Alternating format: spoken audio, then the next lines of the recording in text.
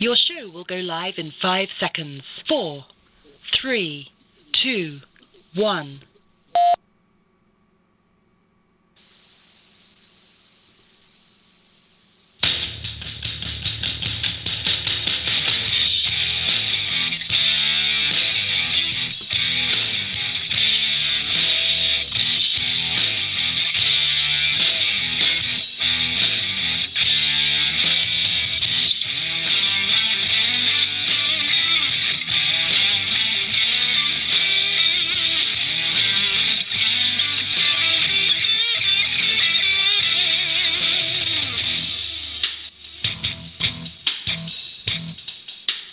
All right, everybody. I want to thank y'all for joining for another night of OneObjective. We got a great show lined up for you guys tonight. Really excited about the guests we got on tonight. We've been doing really well with getting these guys on that just won the either the FLW or Elite. I'm sorry for a little bit of the feedback we're getting tonight. It seems like it's cutting out now, but it's been nothing but a headache for the beginning of this show. A lot of computer issues and software issues, and I'm lucky to even get everything going. But anyways, guys, I want to thank y'all for tuning in. James, how you doing tonight, buddy? Oh, pretty good. I know. Pretty good. How you been? Oh, man, it's between work and fishing and family, and maybe I should have put that the other way. Maybe I should have put work, family, and fishing. But it's been crazy. But other than that, man, it's been good. I've been finally able to get out and do some fishing, and not only be able to get out and do some fishing, but able to spend the time with my family because, you know, I don't know if people's seen the pictures I've posted, but was able to get my wife and my son a kayak, and my daughter, she able to ride between me and my wife. So we've been able to get out and just have some great family time and also get out to do some fishing. So.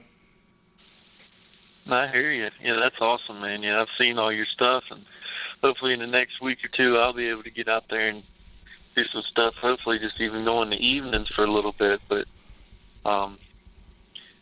just got this one job to finish up, and everything should start to ease off just a little bit. So Yeah.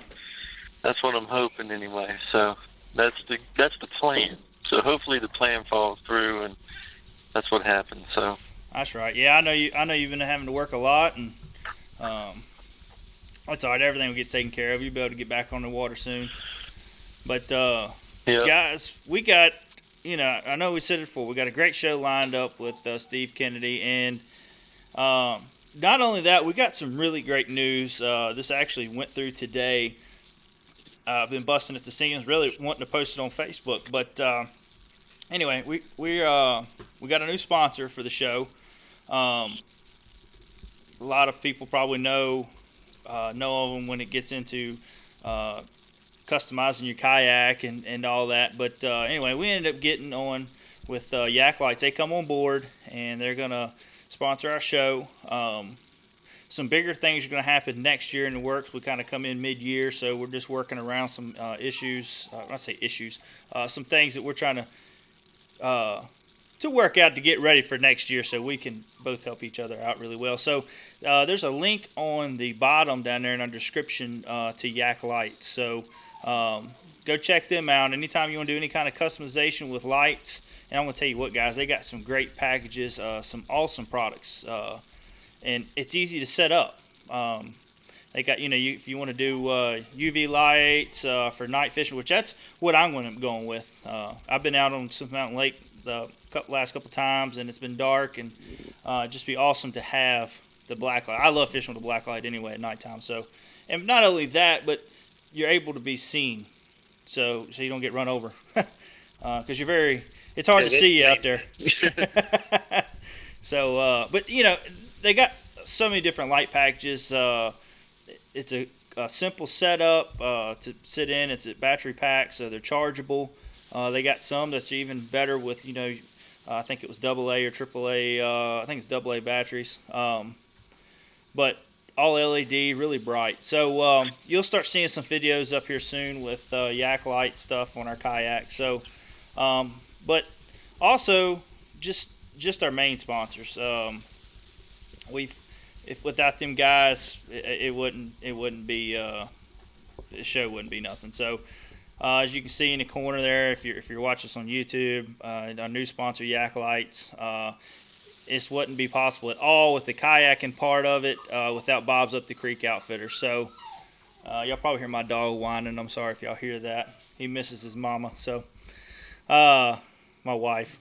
But anyways, Bob's Up the Creek Outfitters, they've really helped us out. We appreciate everything that they've done so far. And it's just getting bigger. We're working on with them right now with a tournament that we're about to do. And it's going to be awesome. We're still working on the fine details of it. It's going to be a fish off at the end. So you got to have a month-long event. It's going to be through Tourney X, and the top, we ain't figured out if it's going to be the top 5 or top 6, is going to make it to a fish off to a lake. We'll have the date set, but we won't tell nobody the exact lake. It's going to be in this area, in Lynchburg, Amherst, Bedford area. So, but anyways, that's something we're working on with them right now. But also want to thank Missile Baits, J&J Custom Tackle, and Mystery Fishing Crate, and also Bigfoot Baits. I don't have their logo up. I'm sorry about that. Bigfoot Baits is working with the whole computer issue today. But anyways, so anyway, that without them guys, we wouldn't have what we got going on right now. So if you go on over to YouTube, and if you're here now watching us, you're already there. So if you can hit the subscribe button, we're trying to get to 200 subscribers, and we're going to do a great giveaway. We've posted on Instagram and on Facebook, so we're going to be doing that as soon as we hit 200. So, and that's just going to be through YouTube. So I can go on and see who subscribed to our page, and I'm going to pick through that. So I think I got everything out that I wanted to say. I'm trying to be quick as I possibly can with it, so I'm not mumbling on. But anyway, James, I know you. I know you got some new stuff for your kayak. You got from Bob's the other week. What all was it you got? Shoot, you kind of put me on the spot here. I'm sorry, man. That's what I do. Well, I got for the hog trough. I got a hog trough. I got the hog trough holder pieces from, I think, their Yak Gear. I got the retractable cord thing for your pliers and stuff to mount on the track. That's what I need to get. Got some fish grips.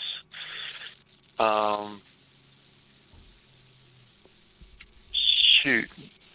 Of course, Bob's Up the Creek stickers. Oh, yeah. I have those. That's what helps you catch fish. I know. And I think that's about it, man. And it was really easy. I just called them up and told them what I needed and paid for it over the phone, and I had it within a couple of days. So it was really cool. Being that I'm not around there, dude, I can just walk into the store and I got it so quickly. Yeah. So yeah, it's really helpful. Yeah, they're really great people, and they're great people to deal with. And, you know, like I say, if you're in the market for a new kayak, don't get me wrong. Test out all the kayaks that you like to test out and try them all out. But when it comes down to it, you know, it's money involved. And when it comes down to your budget and everything you get with the Vibe, you can't beat it. It's a great kayak, and I'm still trying to rig stuff up on mine, just trying to get out. Something I've learned, and I'm learning now, is to get out there and fish in it about 3 or 4 times, 5, 6 times maybe. You really start figuring out where you want things. And, you know, I know some people go out and buy everything and just throw it on there. And I'm kind of just getting into it, fishing it, and figuring out where I want stuff and where it's easy for me to get. But anyway, I'll go after our Steve Kennedy episode. I'll go in more detail on how my fishing trip went down at Bugs. I took my cousin Ryan and my son down, and had a great time with the Carolina rig. And I was gonna try to get my pictures up on my monster fish that I got on Tourney X right now. I was just happy to finally get something on there. I know the other not last month, the month before, when I fished that one, I wasn't able really to get out and go fishing with everything we had going on with the Classic and just building the show. It was so much going on, I didn't really get a chance to go out. So when I was able to finally put that 10-inch fish on that board, it was just like the heavens opened up. I was finally able to get a fish on the board and see my name on Tourney X. But yeah, man, James, I can't wait for you to get some free time and be able to get out there and start doing that. But guys, yeah, I mean, I didn't get to fish the tournaments, but I did some other stuff with it not too long ago. Yeah. Oh yeah, you're going to be addicted. You're going to say the heck with the bass boat tournaments. But anyways, guys, we got Steve Kennedy. He's calling in right now. Let's go ahead and get with him and talk about his big win on Lake Darnell. All right. Hey, Steve, you there? I'm here. How you doing, buddy? I'm doing just fine. Been a busy day, though. I hear that. I can imagine. Have you made it back home yet, or are you still driving? We got home about 12:30 last night. So my wife drove the entire way while I answered emails and texts. And anyway, it was a long haul, but we're home. I didn't get to go crappie fishing like I said on stage. That's hurt me pretty bad, but but we did make it home yesterday. So.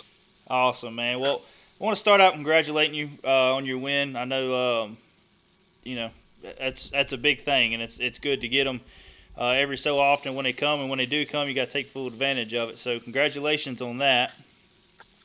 Thank you. It was a miracle fish there at the end for sure. Yeah, watching that on Bass Live was awesome. Just seeing that. Yeah. I watched the video. I don't know how many times. It was awesome. Yes, I don't typically like to watch myself, but between the Classic and that one, I've watched them a few times. Anyway, they're pretty good. So kind of tell us a little bit how your practice went going into. I mean, did your practice go like you was like, man, I'm really on to something, and I got a chance at winning this, or was you kind of struggling through it? No, I was looking for 20 pounds, hoping 20 would make a check for 2 days. That's how bad my practice was. And I say that the first day of practice wasn't quite that bad. I had a bunch of bites on a swim jig.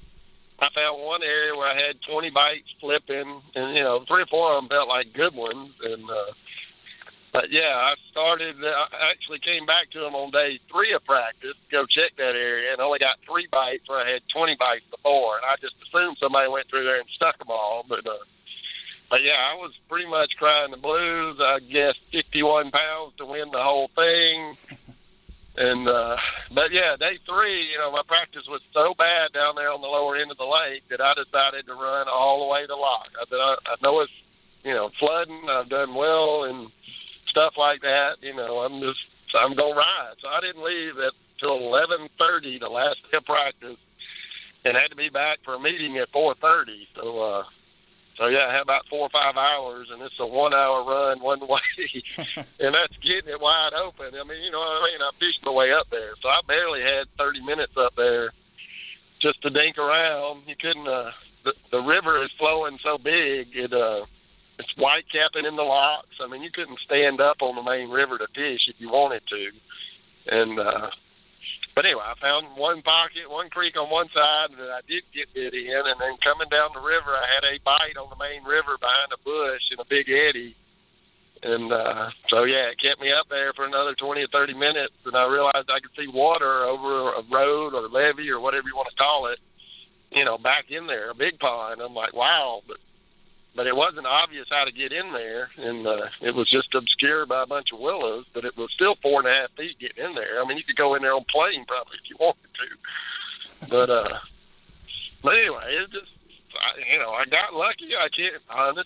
With our crowd, I can't believe I had it to myself. But in the time I was in there, I had about 5 or 6 bites. 2 of them looked like 2.5 pounders. I pulled up to the top. I shook them off, and the rest of them looked like little ones. I mean, you'd see them. I'd actually make a pitch, and you could see the fish tracking the bait in the air and hit it as it touched the water, which was pretty cool. But, I mean, they're still just 11 inchers. But but it was obvious they were pretty aggressive in there. And but yeah, first day of tournament, I did not go there to begin with either. I started where I had all those flipping bites, caught 3 fish before 11, 12 o'clock. I'm not sure what time it was. And so somewhere after 11, I decided that I know where.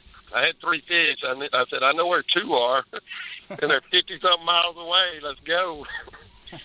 And I realized when I got there pretty quickly what I had, because I flipped into a bush or a willow there, and I had a bite, and I got him to the top, and he looked like he was like a 3.5-pounder, and he got off. I mean, I fought him for several seconds, and then I turned around, I flipped back to the same spot, never hit the bottom, and I caught another one. Looked just like him, like a 3.5-pounder. And then I turned around, I flipped back to the spot, nothing, and I flipped over about 2 or 3 feet more and caught another 2.5-pounder. And I'm like, I told my marshal right then and there, I said, I may be on enough to win. I mean, because, I went straight to him and didn't make but a couple of pitches, and it was every time it got in there. So, but practice, no, I was crying the blues. There's going to be some guys giving me all kinds of crap when I get to the next event because how bad I was bad-mouthing the place. And so, yeah. And then I ended up winning. And all that is after the last 2 tournaments, I've had some of the best practices I've had. And Ross Barnett, I was getting 20, 30 bites a day, thought I could catch 20 pounds. And then we had a hailstorm, lightning storm, and never got a bite to him when I was doing in practice. So the worst tournament finish I think I've ever had, 2 tournaments before, after a great practice, and then win after the poorest practice I've had all year. So Yeah. I don't know how that works, but it did. I guess it forced me to go look for something different. But anyway, I have pretty good experience with water like that, so relative to the crowd anyway. So yeah. Now, we was at the Classic, and during the Classic there was some big storms that come through one day, and I know some of the pros was down there was talking about all the lightning they got. Now, do you think that if you get a storm that comes in with a lot of lightning and all that, does that affect the fish through through night? It does. Without question, it does. If you're fishing, I'm talking about Ross Barnett, but yeah, I was fishing in 2 foot of water, and they're back over on the backside of the grass, way back up in there, real flat areas. And honestly, I think they were spawning because there would usually be a little one and a bigger one there.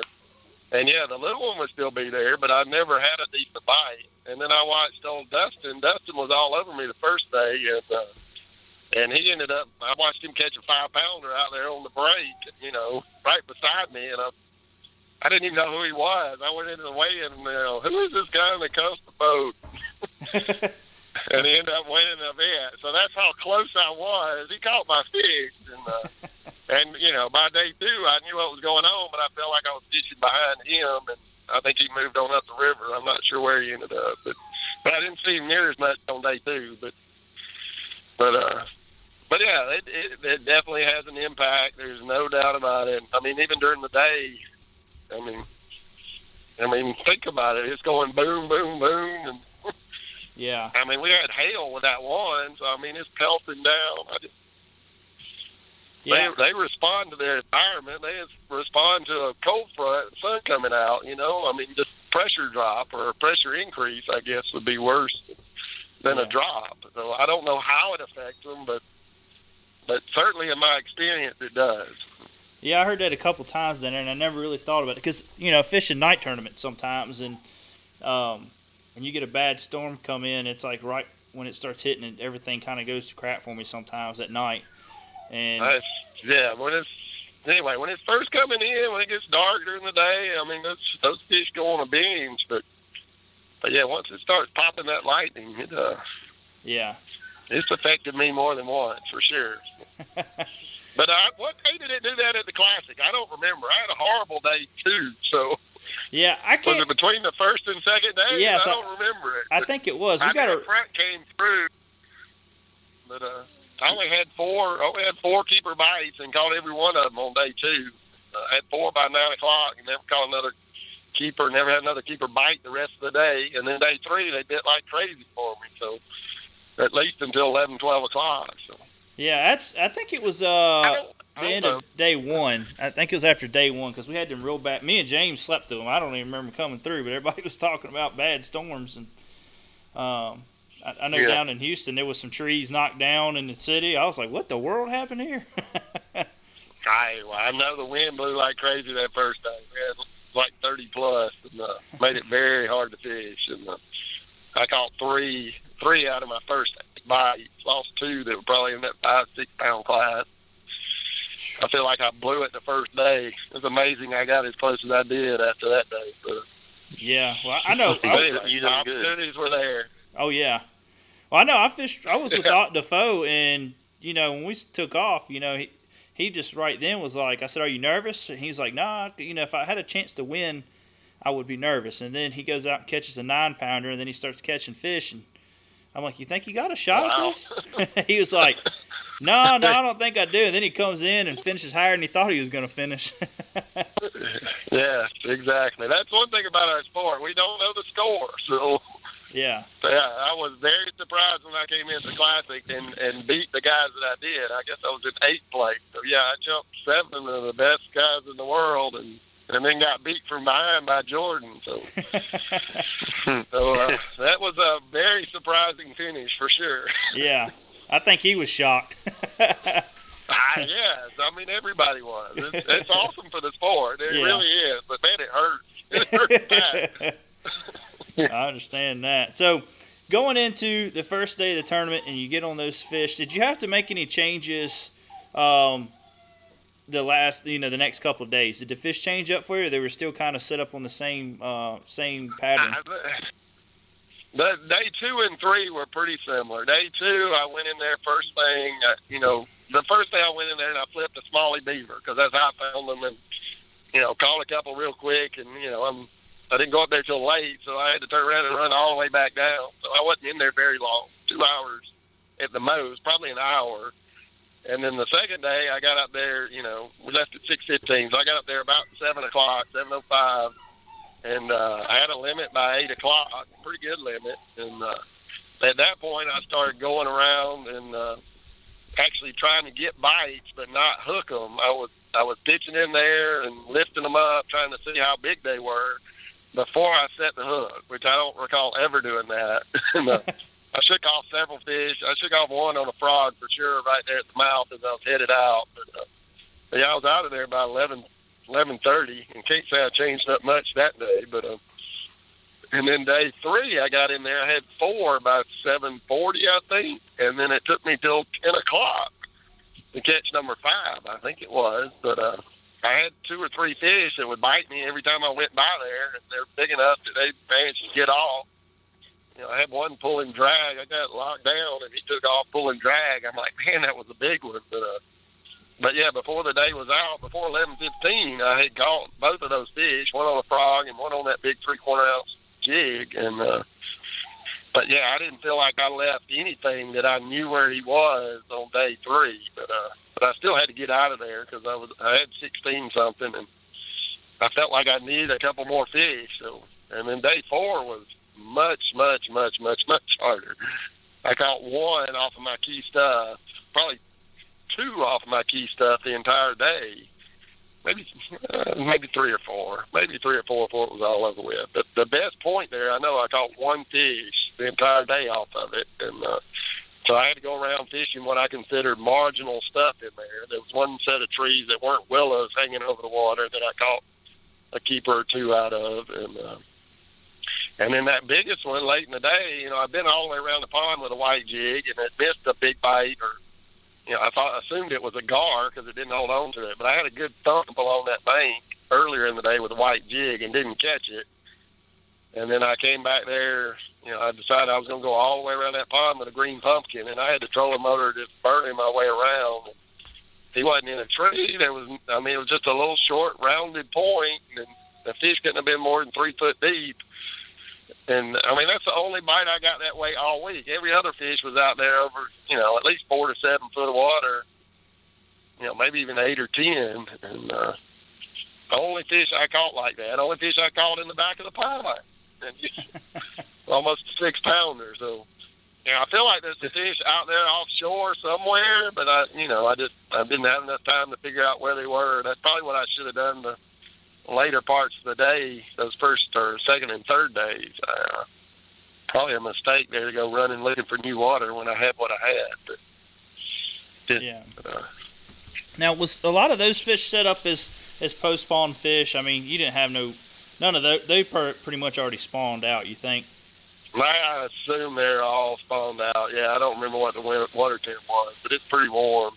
High 70s, 80s. The shad were spawning. I mean, that's typical post-spawn. I mean, there was huge gizzards in there everywhere, and they were gorging on them. There was, I caught 4 or 5 fish with tails hanging out of them.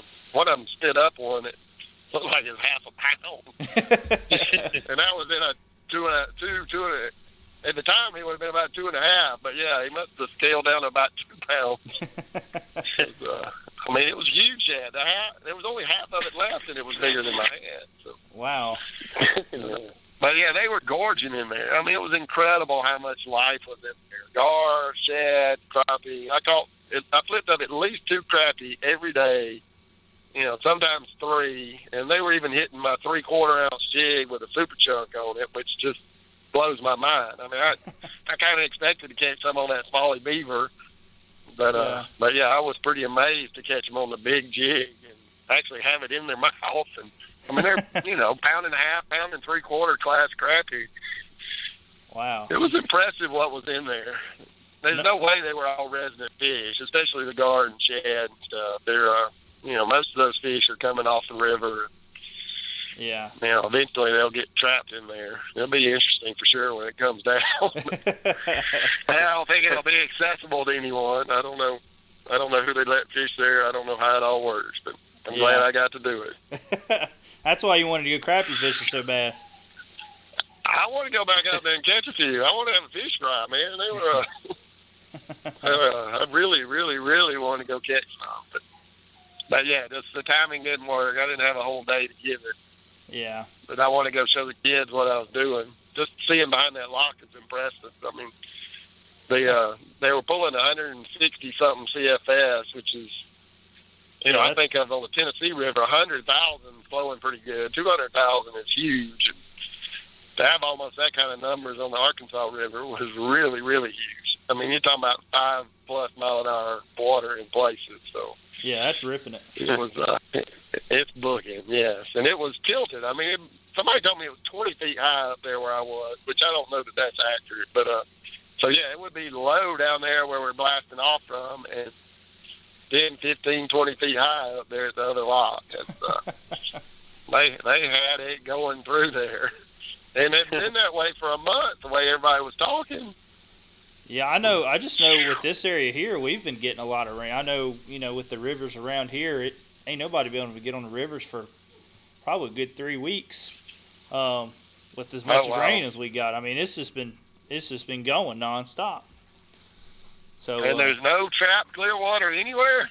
No, not. That to me is the perfect setup. I don't know where you are, but yeah, we're in Virginia. We're on the upper end of the James River before Richmond. Okay. Okay, yeah, I don't mind. Y'all had a foot of water. I saw some stuff on South Carolina. Yeah, I don't know what y'all had, but yeah, it's anyway. Trip Weldon texted me the floodgates are open on the Coosa, and I tried to go over there the week before Dardanelle, and they didn't have the floodgates open, but the water was up to 22 feet. And, but yeah, today it was up to 26, and I just had too many phone calls, interviews, and everything else. I hadn't been. Yeah. It's killing me, dude. But I'm trying to do it. I have slacked at it for sure for several years, for 15 years. So yes, I'm trying to work at it. So I'm glad to be here. That's right. Now, I'm missing out on the epic fishing trip, but hey man, you cashing checks. That's all that matters right now. That's right. I'm catching some big ones. I like it. Yeah, that opens up a lot of doors to go play, I promise you. Now, when it comes to, and I see a lot of pros, a lot of the FLW and Elite guys starting to use a lot of the swim jigs. What makes you go to using a swim jig over top of a spinnerbait when the shad spawn's going? The bait I'm using is more a flipping jig than a swim jig. I have a swim jig that I use too sometimes, but I don't like to use a spinner bait when the fish are over 4 pounds. I mean, certainly when they get to 5, I do not like to use a spinner bait because similar to the way I'm getting them to trigger on that bait, that jig, when I'm swimming it and dropping it, I can do the same thing with a spinner bait. But when a big fish comes up and eats it, he eats it blades and all. And there's too many times I have watched those fish just eat it blades and all, jerk, and not hook up with anything. So I avoid it. I mean, I just do. I have a lot more confidence I can hook them on that jig and get them in the boat. And I may be calling bites. I may not. I mean, I'm obviously getting the bites to do really well doing what I'm doing. So Yeah. Absolutely. But anyway, it looks like with that super chunk on there, it looks like a school of little shad, or it looks like one big shad. Depending on what they're feeding on. Yeah. It can really look like 3 little shads swimming there. So anyway, I have a lot of confidence in it, and I was pretty excited when I found out they had a 3/4 ounce version, because I can fish it on 25 pounds. Yeah. When I'm fishing 17 or 20 with a smaller jig, it had my heart broken more than a few times. So. With the setup I've got now, I can hit them as hard as I want to hit them, and I do not worry about breaking anything. And I have not been able to do that until the last 2 years or so. I got For you. my entire career, it seemed like every time I got a big bite, I jacked on it from. It wasn't every time, but Yeah. Yeah, That's what I caught the big one this time. Yeah, and that's what I was curious is, I've happened to catch bass swimming a jig back, not thinking about it. You flip in and you just go to reel it back in and they hit it, and I never picked up on the They pattern. hit it, right. Yeah. And I just having a conversation with everybody about what I was doing. Yeah, they're like, I had one hit it reeling in, and I had one hit it reeling in. I heard that half a dozen times. I'm like, well, that's what they're doing, man. Don't let it go down at all. Yeah. They're suspended up in that stuff, and I guess Mark was throwing a topwater where he was fishing around there. He wasn't too far from me, so. But yeah, they're definitely sitting up high in the water column on a shed spawn deal in the morning, and still a few of them were up there in the afternoons too, just because that's where they're set up. So. Yeah.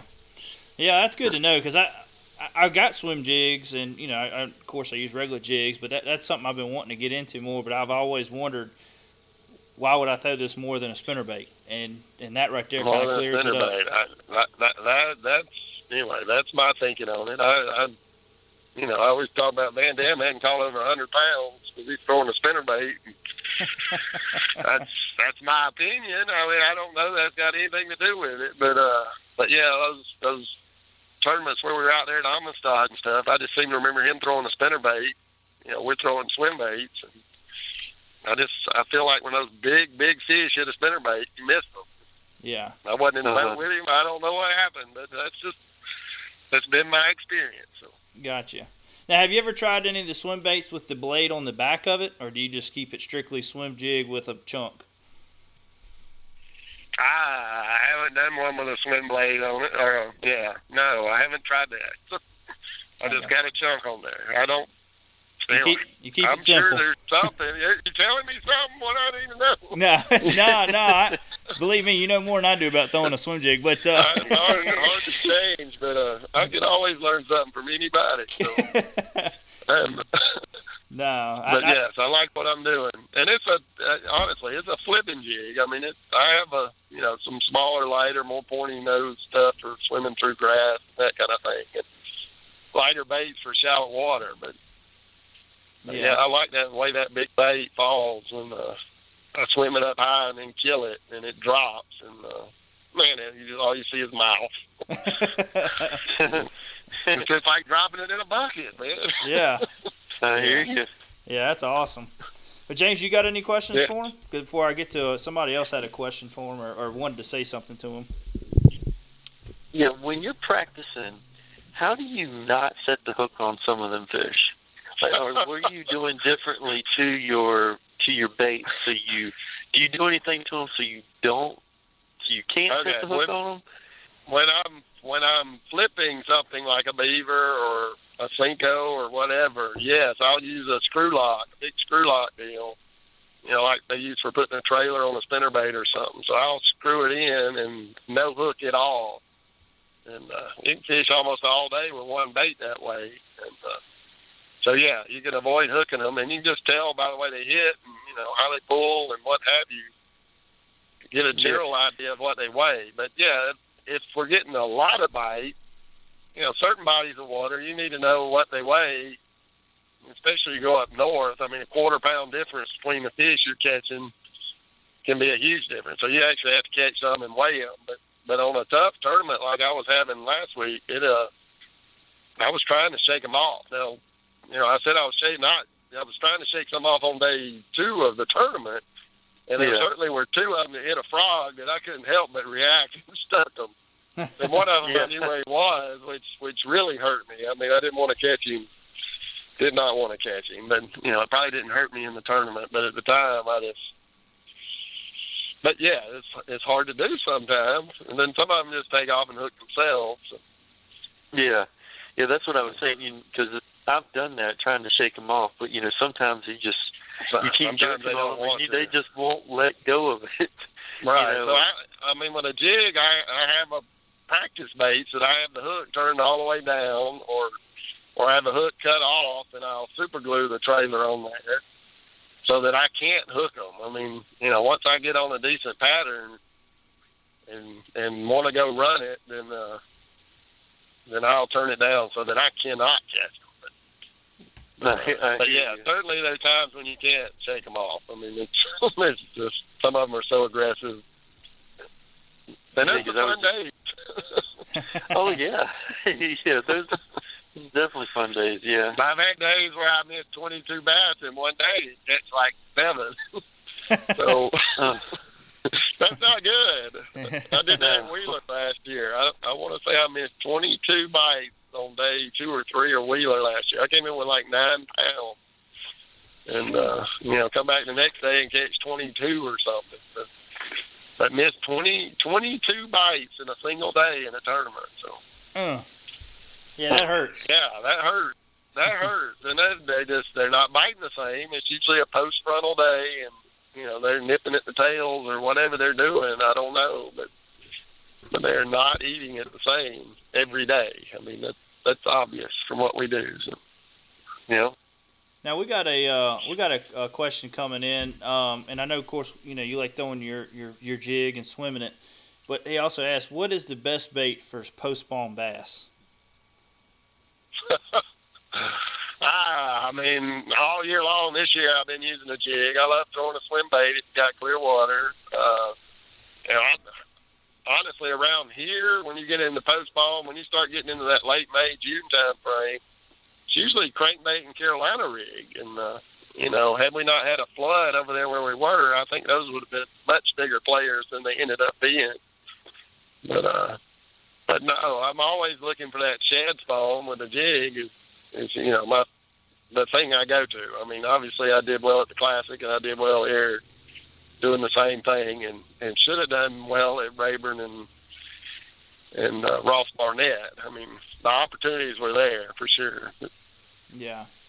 But shad spawn is the deal to me. That's, you got an hour or 2 window in the morning, and then after that you got to struggle. But hopefully you got the mother lode out there deep somewhere. Yeah. Yeah. Now I got somebody else that messaged in and was saying, just wanted to say thank you for not being a walking billboard like some of the other pros are. Anyway, I won't say that's something I'm entirely proud of. I like my Auburn hat. I'm very proud of that. I earned that. I have a degree. Yeah. But no, it's the way things worked out. And, but no, don't be mad at me when I had a few sponsors. I'm still hopeful. Yeah, that's right. But no, I'm never gonna be that guy that sits off, lying about what I'm doing and not doing. If I use something, I believe in it. And, if I can get paid to do it, great. If I can't, then I'm still probably gonna end up using it. So Yeah. Yeah. Well, I mean, it kind of gives guys like your average guys out there hope that I know sponsors are really great and they can help you, but you don't need it if you fish good, kind of deal. You know what I mean? So it's right. Anyway, if you look at the people that are fishing now, less than half the original elite guys are still fishing, and we only lost guys on qualifications in the last 2 or 3 years. Prior to that, it was always money that bumped them out. So yeah, there's a lot of guys that have patches on their shirt, but apparently aren't getting paid. yeah, Or aren't getting paid enough to keep them going. So yeah, exactly. it's not just me. I'm just probably the most visible guy because I keep catching them, and I'm having a good time doing it, dude. It's nice not having all those obligations. That's an advantage. At times it certainly is an advantage for me. But yeah. Well, that's cool, bud. James, you got anything else for Steve? No, I appreciate him coming on and everything like that. It's been awesome. Yeah. Yes, I'm glad to be here. I got another one coming up pretty quick here. Yeah, we'll let you get going, bud, and I appreciate you coming on. And like I say, congratulations on your win, and I hope the rest of the year goes. You get some more. I hope you get another win.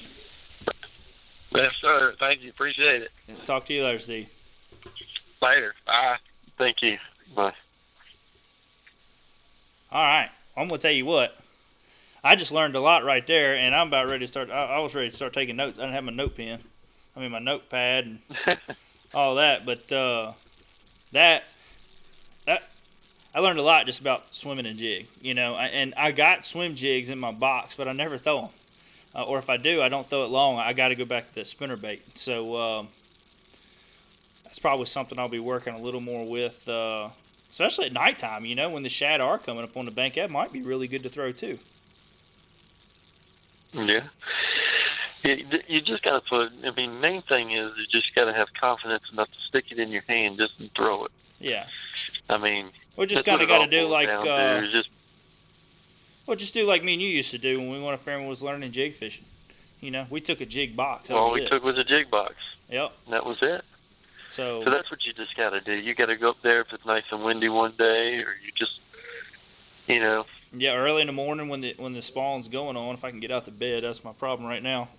But get up there and try to catch them. And I can understand what he's saying about the spinnerbait because. Like going down to Bugs Island, I get up on some of that rock, and you have a lot of short strikes. And that's what I was telling Alan sometimes. I think they hit the blade. Because you bring it in, your spinnerbait, we kind of mangled a little bit, And you'll have them for a couple seconds, and they cut loose. And I think that's what it is. They're hitting the blades and not hitting the bait itself. They're just crashing through the middle of it like a ball of shad,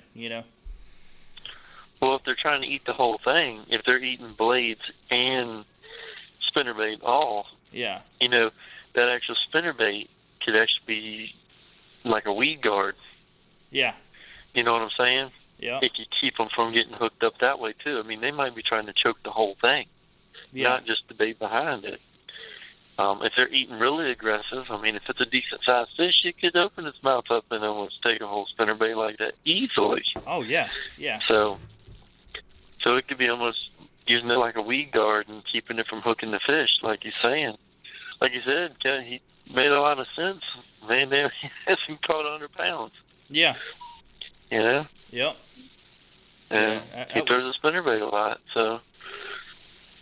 Yeah, it's I'll probably add that more to my arsenal now, and we at J&J we were selling them, and but I had other people that used them and loved them, but I never really threw them. So mine was always the trailer. It's like, do you go with like a fluke paddle tail? Do you go to swim bait? Do you go to grub? Or like him, he's throwing a chunk.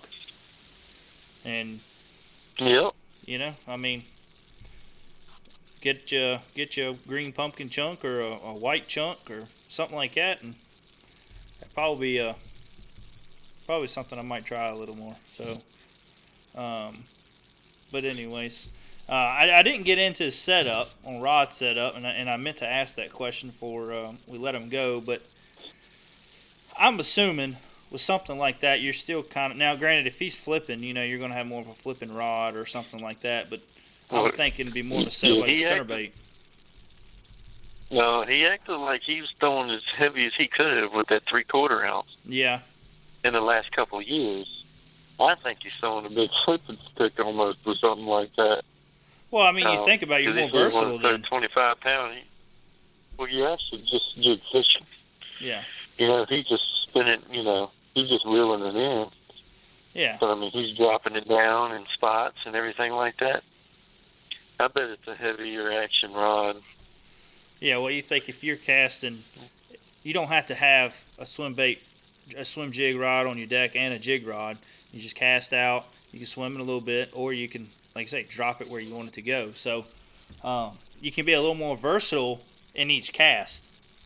So I think that would, I think that'd be a big key player in that. But yeah, that was great having him on.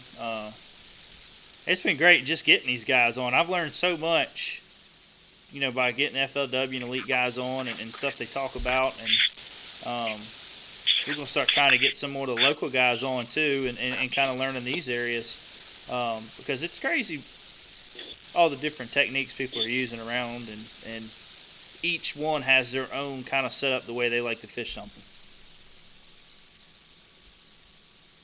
Yep, that's true. Yeah. So, everybody fishes something different. Yeah, and you learn so much when you get to talking to these guys, and but yeah. So, kind of want to go into a little bit a topic. I don't know how long this topic will last. If we carry on with the conversation along with it, but it kind of rubs me wrong because you hear about it at other lakes, but I don't know what I hit there. I'm sorry. You hear about it at other lakes, and you just don't hear a lot of it so much around our lake, Smith Mountain Lake. And I mean, I know it happens. I'm sure it happens. But with the whole cheating, there was a post on Facebook earlier. I don't want to say no names right now because I don't want to get them slack on it. He already caught a little bit of slack today, but I understand why he did what he did. There was a resident around a point and noticed that there was a bass boat up against the bank for a long period of time, fish rancher, which is, at this time of the year, it's not unusual because you got a thunderstick bite going on. The shad are up on the rocks, and that's kind of what you do. You put your boat right up on the bank and get in and cast. Well, after that guy left, I guess the resident went down there to the bank and seen that there was, I'm going to say 5. It was several bass on a stringer or in a cage, or I'm not exactly sure the extent of how they found it, but he ended up calling the local tackle store that ends up doing these tournaments and told him about it to kind of keep an eye out. So, I don't know. That just really rubs me, especially when it comes to, it's bad either way, but when it comes to some of these local small events where you're only fishing for $200-$300, it just blows my mind that somebody's going to go and hang fish up. You know what I mean? Oh, yeah. Remember back in the day, when I caught that cage up there? That was a up the boat. Roanoke River. Oh, was it a Roanoke? Yeah, the Roanoke River, No. That's right. Well, and then it was at the Roanoke River, that one was. And remember, I took it out, and it was made out of, like, chicken wire. And I smushed it and threw it up on the bank. Yeah. And it didn't have any fish in it at the time, but you could tell it had stuff in it before. Yeah. And then when we fished, was it the 6-man event? One of the guys found the cage at Bugs Island. Yeah. That had 2 or 3 fish in it with cold tags in their mouth. Yeah. So. And this is the thing and this is what I think has made this a bigger deal than what I mean, it's already a big deal, but it made it even bigger. Was a lot of people really fussed at the guy for posting it on Facebook, and they said that should have called Virginia Game and Inland Fisheries and told them exactly where it was, left the fish in there, and let them do a sting operation on it and bust the guys using it. But he wanted it to share it so everybody's aware of what's going on. To kind of keep your eye out for this kind of stuff. But in another sense, I can see what everybody else is saying with, you should have just reported it and not said a word, posted on Facebook, because now that guy is probably on Facebook seeing this and is like, huh, I better not go over and mess with that now, So he's just going to find somewhere else to hide his fish. But, Absolutely. But I mean, it's tit for tat on that. On that story. I know it's tough, and then I seen something else on Facebook where somebody on the river had a big smallmouth on a stringer tied up somewhere. So I don't know why they would do that, especially some of these like online tournaments. You can catch it, take a picture then, and just release it. Why would you need it for later? But not unless there's an event coming up, a one-day event or something. But anyways, yeah, I don't have too much more to say about that. Just a little disappointed at now it makes it tough because the guy called out it's a black hole with a white stripe on it. Well, we all know that could be 100 million different bass boats out there. But now when you come to weigh in, it's going to suck to have that dark hole with a white stripe on it because now everybody's going to look at you funny and be like, man, is that the guy? So maybe that part shouldn't have been called out. I don't know. But now it's going to be difficult going away in because everybody's going to be thinking everybody's cheating. So until the guy's caught. So hopefully he'll stop after this. But I don't know. Once a cheat, always a cheat, I guess. So. But anyways, well, I want to talk a little bit about how my Bugs Island trip went. It's kind of, I know most fish are pretty much in the post spawn. Now I've read some stuff where on the river, some people have been finding some fish spawning, which I can understand that. We've had a lot of floods and a lot of rushing water. The fish don't want to spawn on that, so you're gonna have a lot of late spawners. But and I just knew that from years ago.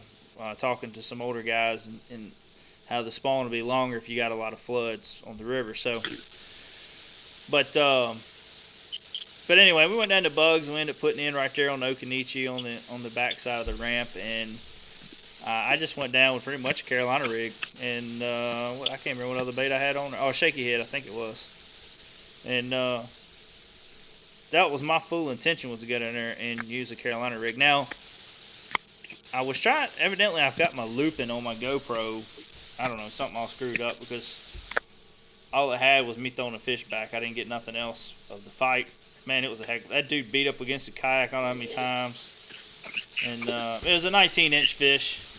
And I ended up putting a couple of dinks on there. Long story short, finally after going to Smith and catching some more dinks last night, I finally moved up to 6th and then got back to 7th again. Not here recently, but what I'm getting at is how much fun it was to be able to get out there and go fishing, having a good time, and not be stressed that, oh gosh, I better get something in the boat in the next couple of hours or I'm just going to lose this tournament, I know I got a month long to get it done, or at least try to get it done, and I've just fully fell in love with the whole kayak fishing tournaments. And I know they have some days that some tournaments that are just a day event. You meet up and everybody fishes the same lake right there and all that. But there's some hammers on there, man. I don't know, James. Are you signed up with Tourney X or anything like that? No, I have not yet. I'm hoping to sign up here, like I said, the next couple of weeks. I should be able to get everything rolling with that. Yeah, well, and this is for everybody. You can go on Tourney X and sign up for free. It don't cost you nothing. You can do the $30, I think it is, membership, and you get I don't know what else you get with it. But just as me fishing, I don't see no point in having to sign up for the $30 membership because you get everything you need to put your fish on, cull them, pictures. You get everything you need to do tournaments. But anyways, go in there and sign up, and you can go in and look at this, like the weights and all that. If you get a chance, James, go in there It's real quick. Sign up, turn your X, and you can go in and keep track of like who's doing what on each event and see what the weights are and all that. And it's addicting, man. Like you go out and you fish, and you put your fish on, and you wait till the next day. The end of the day, and you're like, man, where am I at? Oh man, I moved down a couple spots, and then you can look at what everybody else has got in their pictures, and you're like, man, So the whole day I'm doing math in my head, man, I need a 16-inch, I need a 17. It's addicting, man. It's like watching numbers. Like I need to do this to make this money, It's like watching numbers. It's very addicting, and I have a good time. But the cool part about it is I can take my son and wife out and still go out and compete, and we're all having a good time with the family. So you're gonna have to get your whole family some yaks and get your wife out there in a yak, and then you can't say that you're not spending time with the family and you're still fishing tournament. I know, exactly right. So yeah, that'll be next. Yeah, after all that work. Yeah. Yeah, but the reason I am working so much. I understand that. Yeah, it's. Well, I thought I was done next week. Now I guess I got to buy my whole family kayaks. Yeah, well, Thanks, there goes another 3 weeks of work. You're welcome. Good Lordy. Your family can go out and have a good time, man. Yeah, I mean, with friends like you, I don't need nobody else. That's for sure. You don't need enemies. No. Well, as I keep telling you on your phone, you get talking about working. I'm like, James, you got to quit working, man. You're working your life away. Now I'm making you work so you can get more kayaks. Yeah. So. Yeah, I can't buy kayaks. It's no work. Make your mind up. You're like my wife. I'm sorry, man. That's what I do. We can get the whole both families out there kayaking in, and we can make your women go on with the kids, and we can go fishing. Oh boy. I better be quiet. My wife probably hear that. Yeah, that's what I'm saying. If not, she will. Yeah, she will. So she probably don't listen to my show anyway. She don't want to hear a bunch of grown men getting here talking about fishing. No, they hear enough of that. Yeah. So, but other than that, I want to talk just a little bit about how our show's doing, and this is probably going to be it for the night. We're about ready to hit, and after this show, we probably definitely will. We're about ready to hit the 4,000 mark on listeners through Blog Talk. The last several months, since the beginning of this year, I think we hit it a couple times last year, but since this year, we've been number one in the outdoor section of Blog Talk, and we have to thank all our listeners, because if y'all wouldn't listen, we wouldn't get the listens, and we wouldn't be where we're at. So we really appreciate everybody that has stuck with us through the technical issues. We know that's been a lot of issues, and I know sound sometimes, depending on the show, ain't as great as we would like it to be. But y'all still stick with us, and we appreciate it. And as the show keeps growing, more sponsors keep coming in, the equipment will get better. So it's been great. We're up to 108 subscribers on. Let me see if we're still. Maybe we got more, but we were up to 108 subscribers on our YouTube. So that's really, really great. I think we picked up 4 or 5 this week. Hold on, let's see. So yeah, it's without you guys, just none of this would be possible. And but we want to hear what's that? That's still 108. We want to hear what you guys think about the show. So on iTunes, it's got to review this show. If you guys are listening to us on iTunes, you get a minute, just go in and write a little review or give us some stars if you don't mind. We just like to see what y'all guys think of the show, and if we're doing a good job, or if we're not covering certain things that you want to hear more of, or whatever. But you can also instant message us, or just put it on our regular Facebook and tell us what you think about the show. So we just want to hear from you guys. That's all. I mean, we see the views, and we hear from a couple people that shows really well and enjoy it, and but we want to hear from as much people as we can, whether it's the good or the bad. The bad helps us improve. The good keeps us going. So, but anyways, guys, I just want to thank everybody for that. And then please go check out all our sponsors in the links below. And then hit the subscribe button in the top. James, you got anything else you want to add, man, before we get off of here tonight? No, I just want to thank everybody for tuning in. Like you said, it wouldn't be possible without them. I think we've grown well over the past, a little over a year, about a year and a half. Yep. So I know what we've got over 10,000, over 11,000 views on YouTube. We're over 12 now. We're 12 now. Yeah. So, I mean, that's jumping up pretty quick. Yeah. So I just want to thank everybody. Yeah. Yeah, and stay tuned because we got iCast coming up. So we plan on kind of doing the same thing we did with the Classic and trying to do a show each night of what we've seen. And then depending on how busy we are, we might be slammed. Might not have a chance to do a show every night. So, but there will be videos going up every night of what we covered and all that. So stay tuned for that. And that comes up July, I think 11th. That calendar's, that's June. So yeah, I think it's July 11th. We'll be leaving, or 10th, to go down there. So anyways, y'all probably start seeing a bunch of goofy videos on Facebook from us. But other than that, that's all we got coming up right now. We go on vacation in 2 weeks and be living the beach life for a week. So I was told that I am not allowed to be on my phone then, so y'all probably won't see much out of me. But that's understandable. Be with the family. So if anything else comes up within that time, we'll try to get another show in before then. But until then, guys, y'all have a great rest of June. And if we don't see y'all for the 4th of July, have a great, happy 4th of July.